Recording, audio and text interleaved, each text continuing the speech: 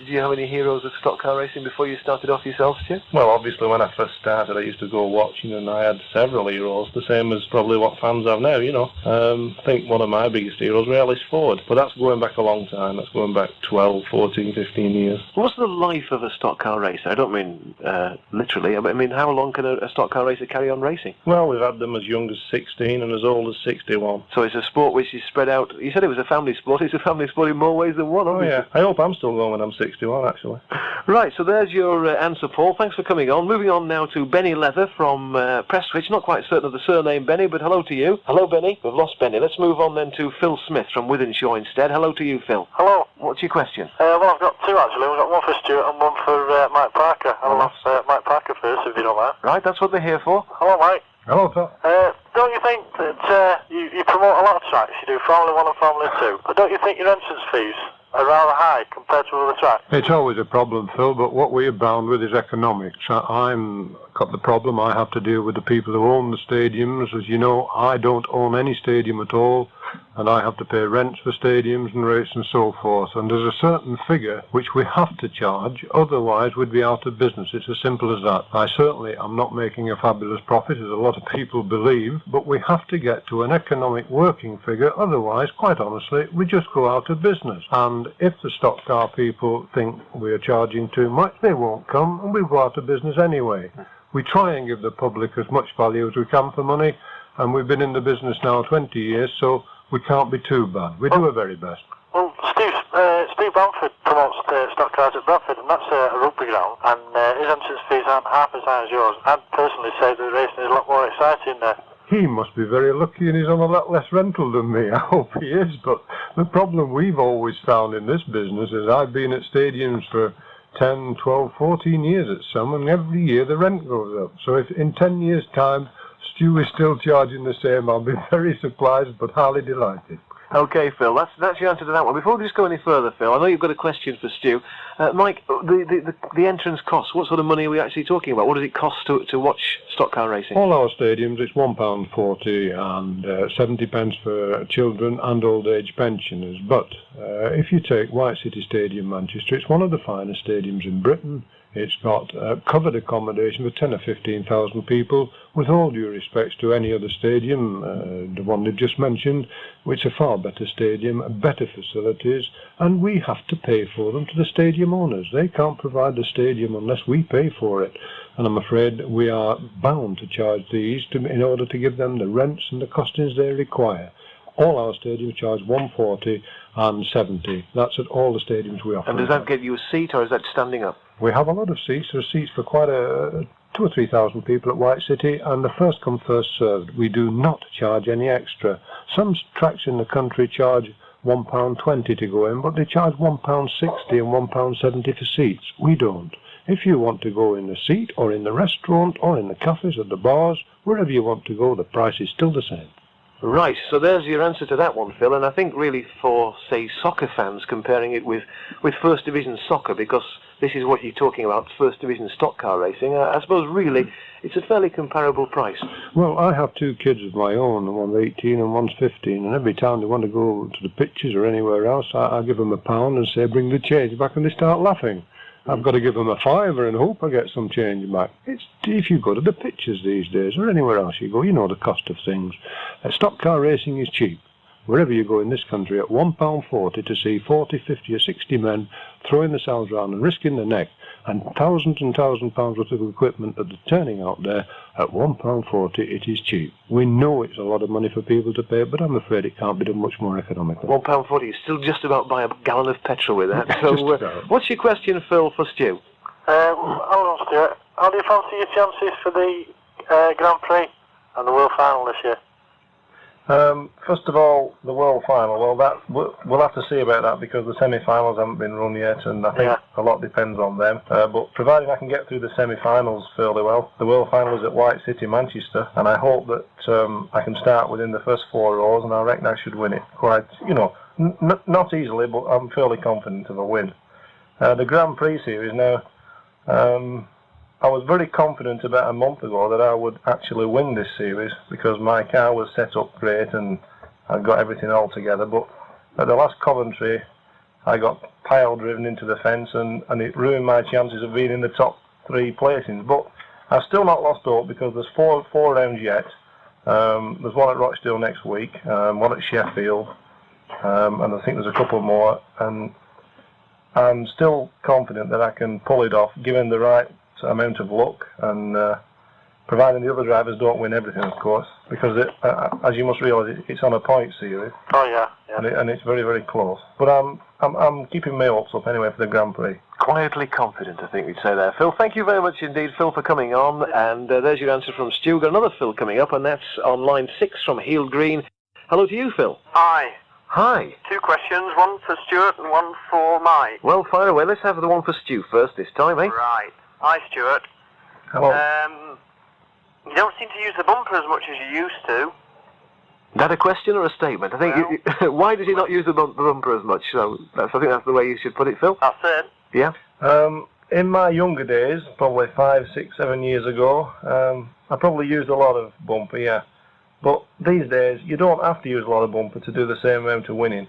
I think the main thing now is that in the earlier days, when I used to use a lot of bumper and a lot of aggressive driving, the majority of drivers were going so much slower than what I was. I had to get by them. But now you've got a situation whereby probably 60-70% of the drivers are travelling at the same speed, and to put the bumper in at the same speed as what they're going at, it's just putting the bumper in isn't just a matter of ramming somebody out of the way. You've got to do it with a bit of finesse. Probably it's the wrong word, but that's the way I look at it. And it's a bit awkward when you've got like everybody going at the same speed. Maybe I don't put enough bumper in. I could probably put a lot more in if I wanted to, but I like to drive nice and steady these days and just pick the few wins up now and again. I think your fans would like to see you put the bumper in a bit more. They probably would, yeah. But they don't have to repair my car at weekends, do they? It's good for you, they're repairing it. Is it? Oh. Okay then, Phil. Well, that's one question. What about the one for Mike? Yeah.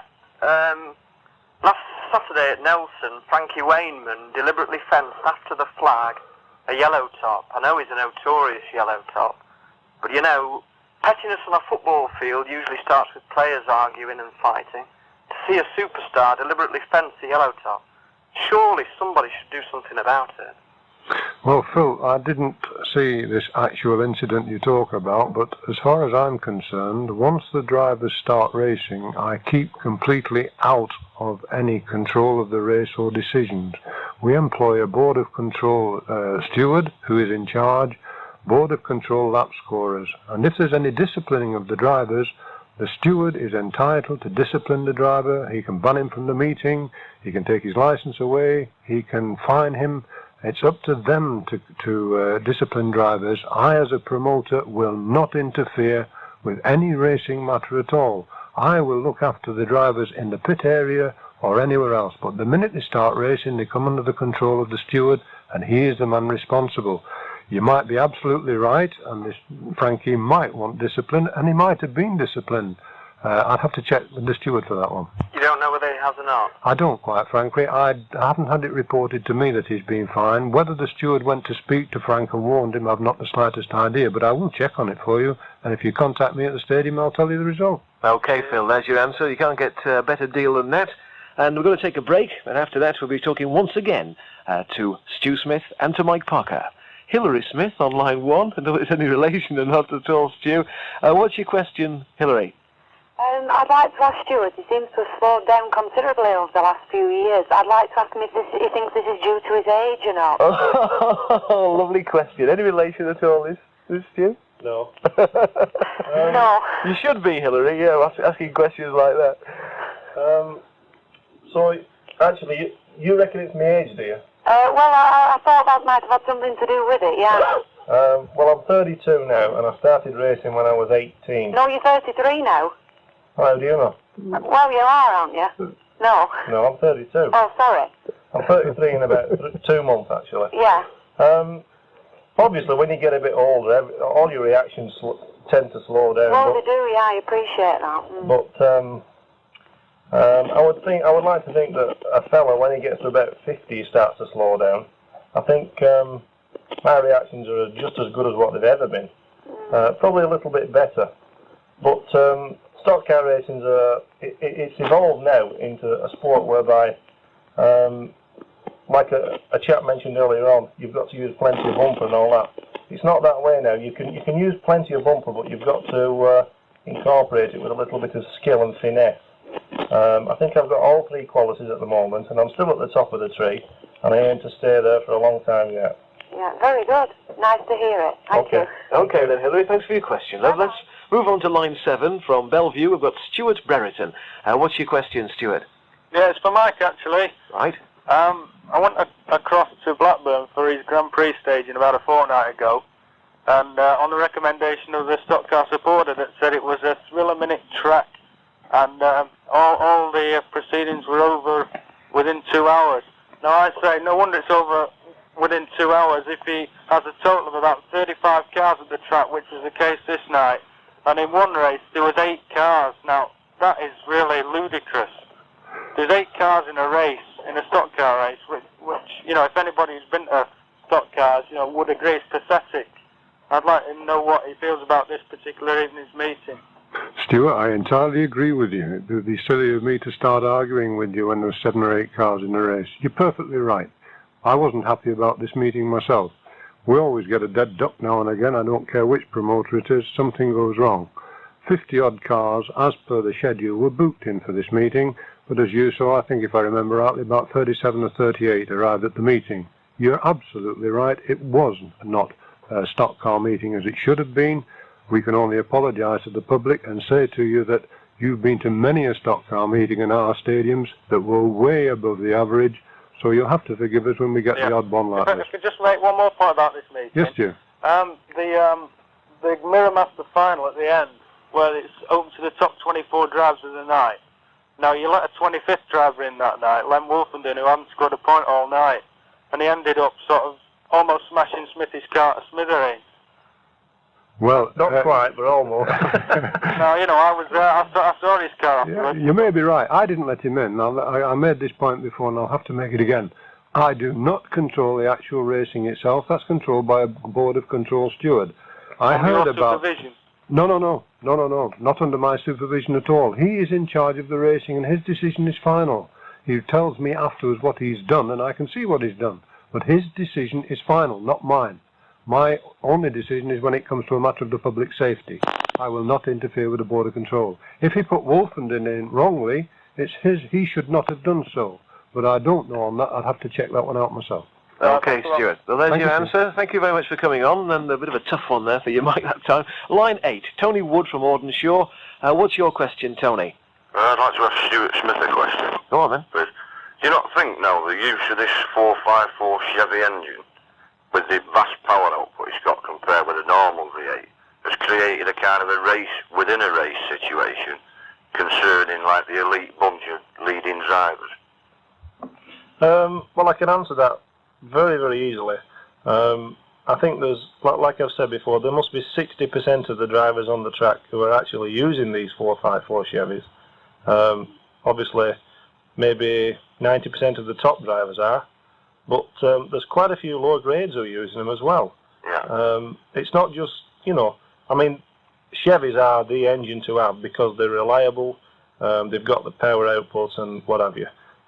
Dave Mellor, the current world champion, uses a Ford, which, you know, sort of kills that argument in one way, but I don't think, well, you know, what are you trying to get at? Are you trying to say that Chevys are killing the sport because of the expense? No, I'm not saying it's killing it, but it seems to me that in the actual racing now, like the absolute elite bunch, that, you know, who've got these highly tuned 454s, yeah, they seem to be creating a race within a race situation. You know, like the lower grades, like we used to get the odd yellow top winning and, you know, blue, whereas now, Wayman, yourself, Wolfenden, once you get away, that seems to be, you know, the end of it, sort of thing. I think basing that on the engine power is wrong because a guy won 2 finals last week, and I think Bernard Poyser, and he has a 454 Chevy exactly the same as what I have, and he managed to win. I think what you're trying to say is that it's always the top superstars who seem to get away. Well, it's always been like that. Ever since I've started racing, there's always been a top 5 or 6 drivers who have been more successful than all the rest, and I think it always will be. It's mainly due to skill and experience.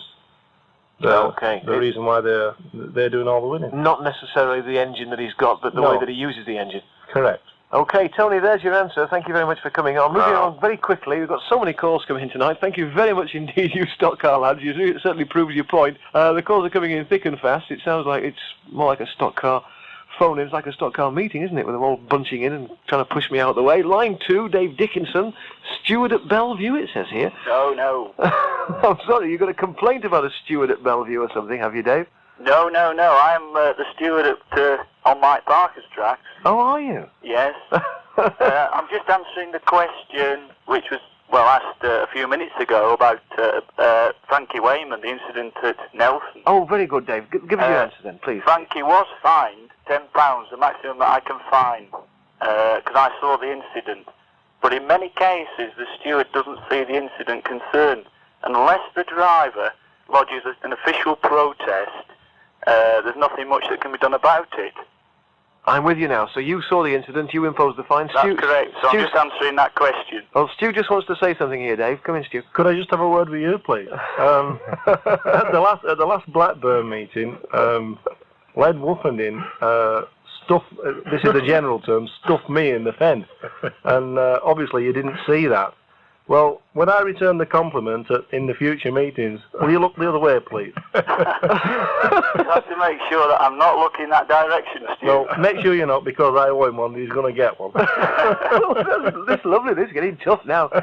Well, if you listen, Mr. Wolfenden, tonight, the number's 228-6262. You can make telephone contact, if nothing else. And it's all happening tonight. It's stock car racing that we're talking about tonight. Stu Smith is with me, Mike Parker's here as well, and on line 4 we've got the company of Jane Elkins of Stretford. Hello to you, Jane. And what's your question? I want to know how long Stuart been racing for. How long has he been racing for? Yeah. I think he's already sold us this early on in the programme. How long have I been racing for? I think it's around about 14 years. Oh, great. Sounds a long time, doesn't it? Yeah. Is that a long time, Jane? Yeah. How old are you? 16. Oh, well, he's been racing since you were 2. How about that? Yeah, and I go to him every time he's racing. You do? Good for you, Jane. Okay, love. Thank you. Thank you very much for coming on. Line 6 next is Yvonne Stoneland from Timperley. Hello to you, Yvonne. Hello. What's your question? I'd like to ask Mike Parker, why did John Hillam stop racing at his tracks last year? And if he started again this year? Yvonne, you said, why did John Hillam not come to our tracks last year? Yeah. I've no idea, love. Every driver is entitled to go to any tracks he wants to go to. If John prefers to go to a Midland track when we are racing in the north, that's entirely up to John. He's entitled to do what he wishes. But even when there was a solo meeting, he still didn't come. Well, maybe he got something else to do, love. We can't control where the drivers go. I've no fallout with John. In fact, if you were at our last meeting, John was at Nelson last week. There. And he was at White City the one before that, so... In fact, we've seen quite a lot of John Hillam this year. Yeah, he started coming again this season, though, and last season he wasn't there at all. I think, quite frankly, John likes his tracks very smooth, and we've done the best to smooth ours out this year, and I think that's why we're seeing a bit more of John. Right. Yvonne, before you go away, you're a typical stock car fan. Yeah. Where do you go to watch your stock car racing? Well, we go all over. We've been to Sheffield, Bradford. We go to all Mike Parker tracks. Thank you. And you get around the country and you watch it, how often a week, during a week? Nearly every meeting. Nearly every meeting in a week? Yeah. And how many could that be? Ooh. Well, if you have a Sheffield, Blackburn and Bradford, and weekend meetings, it can be about 5. And you enjoy it, obviously. Yeah. Right you are, Yvonne. Thank you very much for coming on. Robert Keeley from Sale Moor is on line 5. This may be our last caller because I don't think we're going to have much time for a lot more. What's your question, Robert? I'd like to ask Stuart Smith, what does he think his best car has been? Right. I would say that the car I have now is definitely the best car I've ever had. Last year's car was very good, probably the best apart from this year's.